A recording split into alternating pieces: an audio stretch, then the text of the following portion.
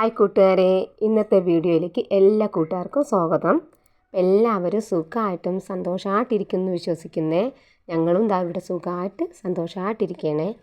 രാവിലെ തന്നെ ഞാൻ ചായ ഇടാമെന്ന് വിചാരിച്ച്. എന്നും ചായ ഇടുന്ന വീഡിയോ എടുക്കാമെന്ന് വിചാരിക്കുമ്പോൾ എനിക്ക് നടക്കാറില്ല. കാര്യം ഞാൻ ചായ ഇടുന്ന സമയത്ത് ചേട്ടൻ എഴുന്നേറ്റ് വന്നു കഴിഞ്ഞാൽ പുള്ളിക്കാരൻ ഫോൺ അങ്ങ് എടുക്കും കാണാനായിട്ട്. അപ്പോൾ എനിക്കതൊന്നും വീഡിയോ പിടിക്കാനൊക്കത്തില്ല. അപ്പോൾ ഇന്ന് ഞാൻ വിചാരിച്ചു എന്തായാലും ചായ ഇടുന്ന വീഡിയോ എടുത്തിട്ടേ ഉള്ളൂ എന്ന് വിചാരിച്ചു കേട്ടോ.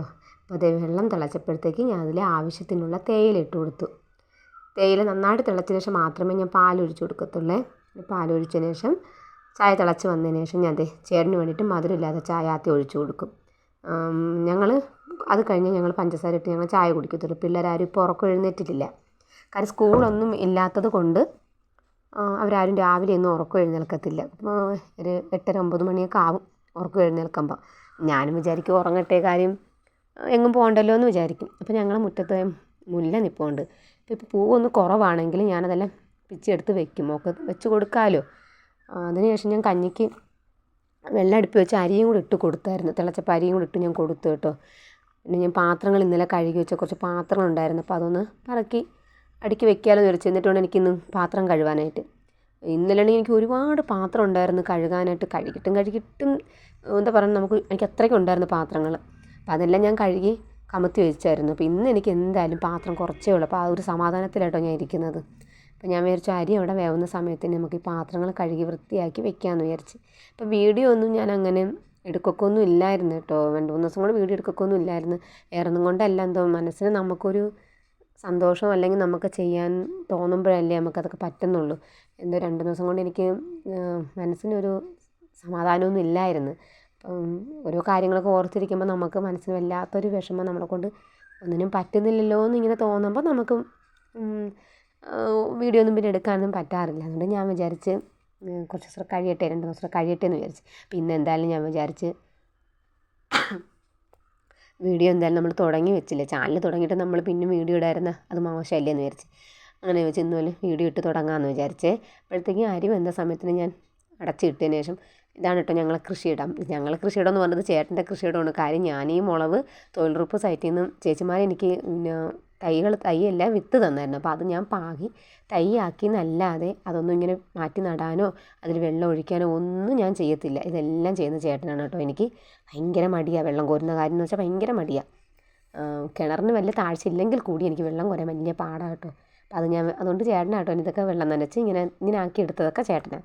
അപ്പോൾ ഞാൻ വിചാരിച്ച് നെത്തോലി മീൻ കിട്ടിയ സ്ഥിതിക്ക് അത് തോരൻ വെക്കാമെന്ന് വിചാരിച്ച്. അപ്പോൾ ഇത്തിരി പച്ചമുളക് ഉണ്ടെങ്കിൽ നല്ലതാണ്. അപ്പോൾ എനിക്ക് നല്ല കാന്താരി കിട്ടി, വെള്ളക്കാന്താരി കേട്ടോ കിട്ടിയത്.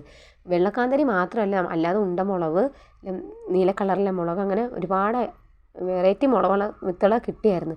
പക്ഷേ ഇതിൽ ഏതൊക്കെ പൊടിച്ചു എന്നൊന്നും എനിക്ക് അറിയത്തില്ല. ഇനിയിപ്പോൾ അതിലെല്ലാം മുളക് വന്നതിന് ശേഷം മാത്രമേ അറിയാൻ പറ്റുള്ളൂ കേട്ടോ.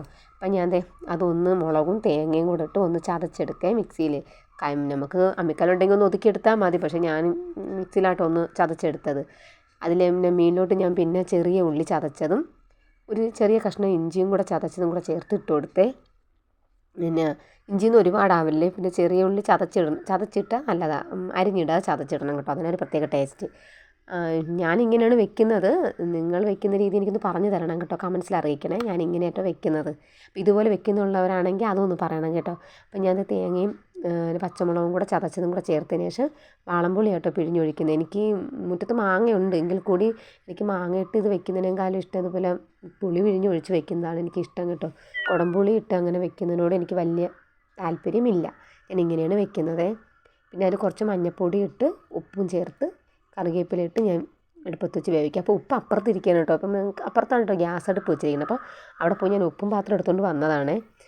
എന്നാലും ഞാൻ കറിവേപ്പില ഇടാനായിട്ട് വിട്ടുപോയി. ഞാൻ വെച്ച് കറിവേപ്പില ഇട്ട് കൊടുത്തതിന് ശേഷം, കറിവേപ്പില ഞങ്ങളെ വീട്ടുമുറ്റത്തുള്ള തന്നെ കറിവേപ്പിലയുടെ തൈയൊക്കെ കിട്ടുന്നവരുണ്ടെങ്കിൽ ഒന്ന് നട്ട് കിളിപ്പിച്ച് വെച്ചാൽ നല്ലതാട്ടോ. നമ്മളെ ആവശ്യത്തിന് നമുക്ക് എടുക്കാമല്ലോ. അടച്ചു കൊടുത്തതിന് ശേഷം ഞാൻ ആവശ്യത്തിന് തീ ഇട്ട് കൊടുത്തായിരുന്നേ. അപ്പോൾ ഇടയ്ക്കിടയ്ക്ക് ഞാൻ വന്ന് തുറന്ന് നോക്കുന്നുണ്ടായിരുന്നു. കാര്യം നമ്മൾ ഒരുപാട് വെള്ളമൊന്നും ഒഴിക്കാതല്ലേ അടുപ്പത്ത് വെച്ചിരിക്കുന്നത്. അപ്പോൾ അടിക്ക് പിടിക്കാൻ പാടില്ലല്ലോ എന്ന് വിചാരിച്ച് തീയൊക്കെ ഒന്ന് കുറച്ചും കൂടി ഇട്ട് കൊടുത്ത്. കാര്യം തീ ഒരുപാട് വേണ്ടെന്ന് വിചാരിച്ചാൽ കുറച്ച് തീ ഇട്ട് കൊടുത്തതിന് ശേഷം ഞാൻ അടച്ചു വെച്ചിട്ട് പോയി. അപ്പോൾ പിന്നെ ഒന്ന് നോക്കിയ സമയത്തിന് അത് വെള്ളമൊക്കെ വറ്റി, ആവശ്യത്തിന് വെള്ളമെല്ലാം വറ്റി വന്നപ്പോൾ ഞാൻ കുറച്ച് പച്ച വെളിച്ചെണ്ണ ചേർത്ത് കേട്ടോ. പച്ച വെളിച്ചെണ്ണ ചേർക്കുന്നത് നല്ല ടേസ്റ്റ്. അപ്പോൾ ഞാൻ പച്ച വെളിച്ചെണ്ണ ചേർത്ത് കൊടുത്ത് ഒന്ന് ഇളക്കി, ഒരുപാട് ഇളക്കി കഴിഞ്ഞാൽ ഉടഞ്ഞു പോകാണ്ട് ഒന്ന് ഇളക്കിയതിന് ശേഷം ഒന്നും കൂടെ ആവിയിലൊന്ന് വേവട്ടെ എന്ന് വെച്ച് അടച്ചു കൊടുത്തിട്ട് പോയേ. ഇപ്പം എന്താ മീൻ തോരൻ ഇവിടെ റെഡി ആയിട്ടുണ്ട്. അന്നേരം ഞാൻ വിചാരിച്ചൊരു കിഴങ്ങ് കറി വെക്കാമെന്ന്. എനിക്ക് ഈ തേങ്ങാപ്പാലൊഴിച്ച് കിഴങ്ങ് കറി വെക്കുന്നത് ഭയങ്കര ഇഷ്ടമാണ് കേട്ടോ. ഉരുളൻ കിഴങ്ങ് കറി എന്തോ എനിക്ക് ഭയങ്കര ഇഷ്ടമാണ് അങ്ങനെ വെച്ച് കഴിക്കുക. അപ്പം വെക്കാത്തവരുണ്ടെങ്കിൽ ഇതുപോലെ ഒന്ന് വെച്ച് നോക്കണം കേട്ടോ. അപ്പം ഞാൻ പാത്രം അടുപ്പിൽ വെച്ച ശേഷം അതൊന്ന് ചൂടായപ്പോൾ അതിലേക്ക് ആവശ്യത്തിന് എണ്ണ ഒഴിച്ചു കൊടുത്തു. എണ്ണ ഒഴിച്ചതിന് ശേഷം അതിലേക്ക് ഞാൻ കടുക് ഇട്ട് കൊടുത്തേ. അപ്പോൾ ഞാൻ കടുകും കറിവേപ്പിലയും വെളിച്ചെണ്ണ അല്ലാതെ വേറെ ഒന്നും എനിക്ക് ചേർക്കുന്നില്ല.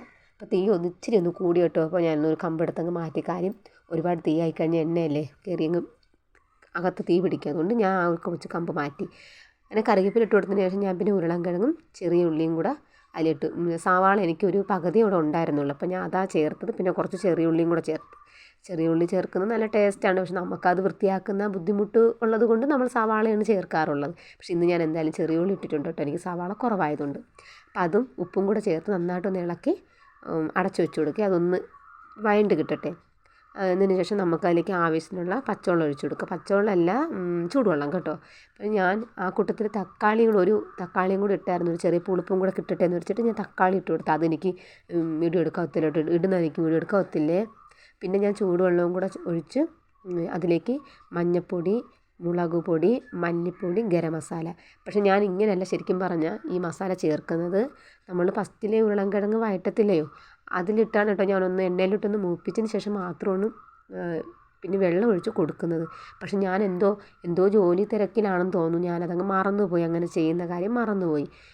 ഞാൻ പിന്നെ എന്തായാലും നമുക്ക് റെഡിയാക്കി എനിക്ക് ഇനി ഒന്നും കൂടെ വേറെ എണ്ണയിൽ ഒഴിച്ച് ശരിയാക്കാൻ വേണ്ടി. ഒരുപാട് എണ്ണയൊന്നും എനിക്ക് കൂട്ടാൻ പറ്റത്തില്ല. കാര്യം കൊളസ്ട്രോളാണേ.